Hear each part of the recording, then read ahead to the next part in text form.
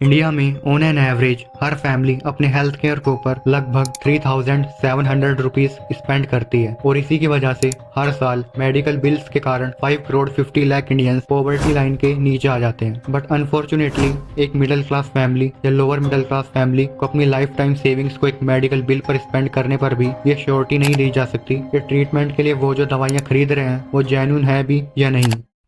Hello everyone, health care facilities उन facilities में से हैं जिसे हम इक्वल बेसिस पर यूज करते हैं, चाहे फिर वो कोई रिच हो और या फिर कोई अपनी बेसिक नीड्स को जूझता गरीब। और ये बात तो आपने भी नोटिस की होगी कि डॉक्टर जो हमें मेडिसिन प्रेस्क्राइब करते हैं वो कितनी ज्यादा महंगी होती हैं और काफी लोकल एरियाज में तो ये मेडिसिन अवेलेबल भी नहीं हो पाती। और इसी चीज का बेनिफिट लेते हैं फिर कुछ सेल्फिश लोग जिनका एम सिर्फ पैसा कमाना होता है। बेसिकली वो उन जेन्युइन मेडिसिन का लेबल यूज करके मरकरी, आर्सेनिक, रेड पॉइजन और सीमेंट से बने सोल्यूशंस की स्मॉल यूनिट पर पेस्ट करके या फिर कोई जेनेरिक मेडिसिन को ओरिजिनल से कम रेट पर सेल करते हैं। रिपोर्ट्स के अकॉर्डिंग ऑलमोस्ट 2.5 लाख बच्चों की डेथ हर साल होती है इन फेक मेडिसिन की वजह से। और उससे भी ज्यादा शॉकिंग ये है कि इंडिया में 2017 में ऑलमोस्ट 11% मेडिसिन फेक थी जिनका हमें आज तक नहीं पता कि उनका क्या हुआ। आज की इस वीडियो में हम कुछ इसी तरह के हेल्थ केयर स्कैम्स को कवर करने वाले हैं जो कि शायद कभी आपके साथ भी हुए होंगे, या फिर अगर आपको इनके बारे में पता होगा तो इन फ्यूचर आप उनसे बचने के लिए कुछ प्रिकॉशंस पहले से ले पाएं। Pacemaker machine scam.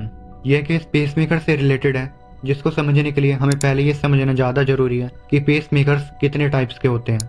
Pacemakers mainly 2 types के होते हैं। अब आपके लिए कौन सा सही रहेगा ये टोटली आप चूज कर सकते हो। जिन लोगों को हार्ट प्रॉब्लम के अलावा और कोई हेल्थ इश्यू होता है वो लोग MRI सेफ पेसमेकर्स प्रेफर करते हैं, और जिन्हें ऐसी कोई प्रॉब्लम नहीं होती वो MRI अनसेफ पेसमेकर्स को प्रेफर करते हैं जो मेटल से बने हुए होते हैं।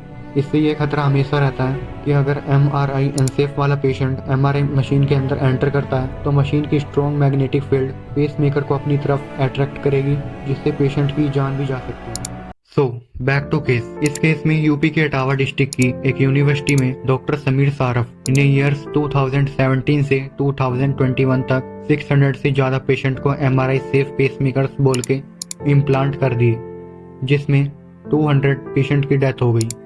तब से लेकर अभी तक इन पर इन्वेस्टिगेशन चल रही है और अभी के लिए इन्हें सस्पेंड कर दिया गया। जब इनको अरेस्ट होने की न्यूज मीडिया में आई तो जो पेशेंट इन्होंने इन 4 सालों में ट्रीट किए थे वो लोग भी सामने आए और उनके साथ हुए इस फ्रॉड के बारे में अपनी अपनी कंप्लेंट्स बताई। इस केस में जो पेसमेकर यूज किए जा रहे थे वो एटलीस्ट कुछ % तो रिलायबल थे, बट नेक्स्ट केस में ऐसा भी नहीं है।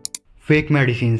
इंडिया में cancer survival rates other developed countries के कंपैरिजन में काफी अच्छे हैं, लेकिन उसके बाद भी इंडिया में ईयर 2020 में 2.25 लाख लोगों की डेथ कैंसर की वजह से हुई थी। ऐसा होने के पीछे बहुत सारे फैक्टर्स हैं, बट एक मेन फैक्टर है सही ट्रीटमेंट या मेडिसिन का नहीं मिल पाना। और ऐसा होता है कुछ ऐसे लोगों की वजह से जो ह्यूमैनिटी को खेल समझते हैं। ईयर 2022 में दिल्ली पुलिस टोटल 7 लोगों को अरेस्ट करती है, जिनमें एक MBBS डॉक्टर, 3 फार्मा कंपनी के ओनर्स और 1 इंजीनियर थे।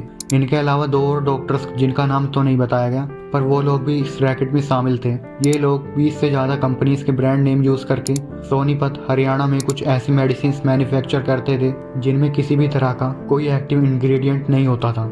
इन्होंने सिर्फ इंडिया में ही नहीं बल्कि नेपाल में भी ऐसे ही बहुत सारी मेडिसिन को सप्लाई किया था।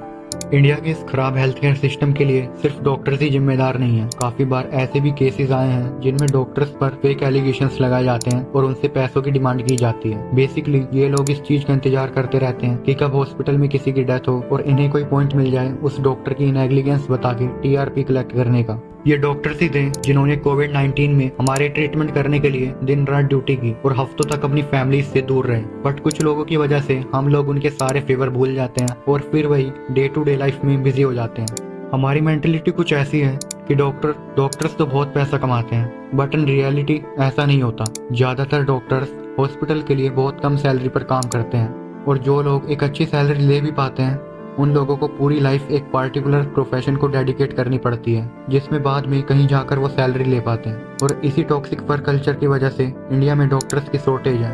एज पर WHO रिकमेंडेशन हर 1000 पेशेंट पर एटलीस्ट 1 डॉक्टर होना चाहिए, बट इंडिया में ये डॉक्टर टू पेशेंट रेशियो 0.7 है।